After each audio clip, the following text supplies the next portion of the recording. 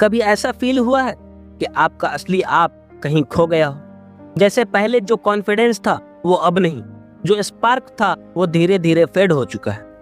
टूटने का सबसे बड़ा नुकसान ये होता है कि हमें सिर्फ दर्द नहीं मिलता, हम अपनी आइडेंटिटी भी खो देते हैं। एपिसोड 4 में हमने बात की थी अंदर के दर्द और हीलिंग की, पर हीलिंग के बाद एक सवाल हर इंसान के दिमाग में होता है, अब मैं खुद को दोबारा कैसे बिल्ड करूं? मैं फुरकान अहमद आपका स्वागत करता हूं रियल लाइफ स्ट्रगल सीरीज के एपिसोड 5 में। आज हम बात करेंगे कॉन्फिडेंस, आइडेंटिटी और सेल्फ रिस्पेक्ट को स्टेप बाय स्टेप वापस लाने के बारे में। हम खुद को कैसे खो देते हैं? इंसान खुद को एक दिन में नहीं खोता, वो धीरे धीरे खोता है। एक बार किसी ने अंडर एस्टिमेट किया, एक फेलियर मिला, एक डिसीजन गलत हो गया, एक कंपैरिजन ने कॉन्फिडेंस तोड़ दिया, एक फेज ने होप कम कर दी, और फिर एक दिन हम खुद से पूछते हैं, मैं था कौन और बन क्या गया? सच ये है, आइडेंटिटी दुनिया नहीं तोड़ती, एक्सपीरियंसेस दुनिया तोड़ देती है। पर अगर एक्सपीरियंस से आइडेंटिटी टूट सकती है तो एक्सपीरियंस से दोबारा बिल्ड भी हो सकती है। आइडेंटिटी कंफ्यूजन क्यों आता है? आइडेंटिटी कंफ्यूजन तब होता है जब हम खुद को लोगों के ओपिनियन से नापते हैं, अपनी वैल्यू फेलियर से जज करते हैं, अपनी स्पीड को दूसरों की रेस से कंपेयर करते हैं, डिसीजंस लेना छोड़कर सिर्फ रिएक्ट करते हैं। आप अपनी मिस्टेक्स नहीं हो, आप अपने पास्ट नहीं हो, आप अपने आज के डिसीजंस हो। दिमाग एक सिंपल रूल फॉलो करता है, जैसा तुम खुद को देखते हो वैसा ही तुम बिहेव करते हो। खुद को वीक देखोगे, खुद को कमजोर देखोगे, कॉन्फिडेंस गिरता जाएगा। खुद को लॉस्ट समझोगे, डायरेक्शन ब्लर होती जाएगी। इसलिए रिबिल्ड का पहला स्टेप है सेल्फ इमेज को अपडेट करना। जैसे फोन अपडेट होता है वैसे ही सेल्फ इमेज भी अपडेट होती है। खुद को दोबारा बिल्ड करने के steps, let's come to the solution. Step 1, old self याद करो। तुम पहले कैसे थे? ज्यादा होपफुल, ज्यादा कॉन्फिडेंट, ज्यादा डिसिप्लिन्ड, ज्यादा क्यूरियस। ओल्ड सेल्फ को याद करना न्यू सेल्फ का ब्लूप्रिंट होता है। स्टेप 2, टॉक्सिक वर्जन्स डिलीट करो।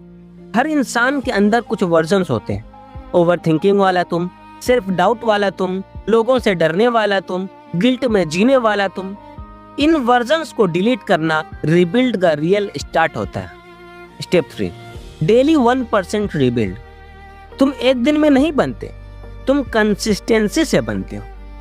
एक पेज पढ़ना, डेली थोड़ा वॉक, एक जर्नल लाइन, एक स्मॉल टास्क, फोन थोड़ा कम, स्लो प्रोग्रेस भी प्रोग्रेस होती है। Step 4, habits equals to new identity.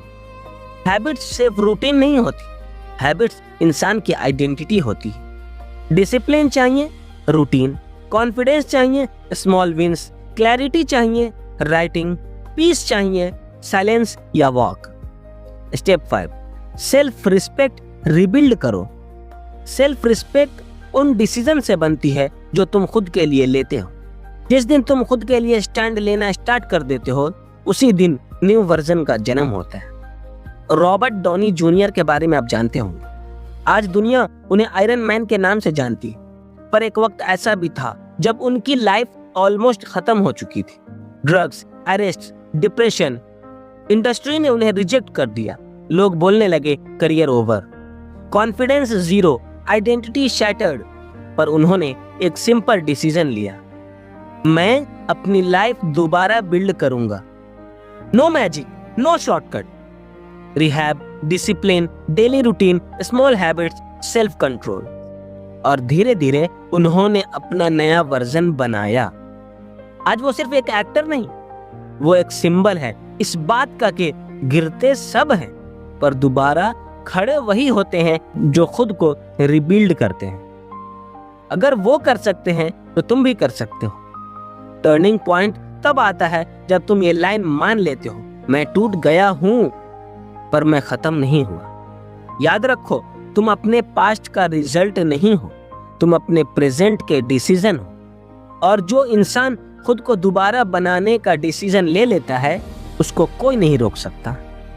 अगर तुम्हें लगता है कि तुम खो गए हो, तो याद रखना, खोई हुई चीज मिल सकती है, पर जो तुम दोबारा बनते हो वो तुम्हारा नया और स्ट्रांग वर्जन होता है।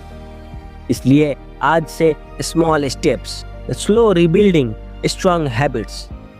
अगले एपिसोड में हम बात करेंगे डिसिप्लिन कैसे बनता है। मिलते हैं एपिसोड 6 में। Thank you so much.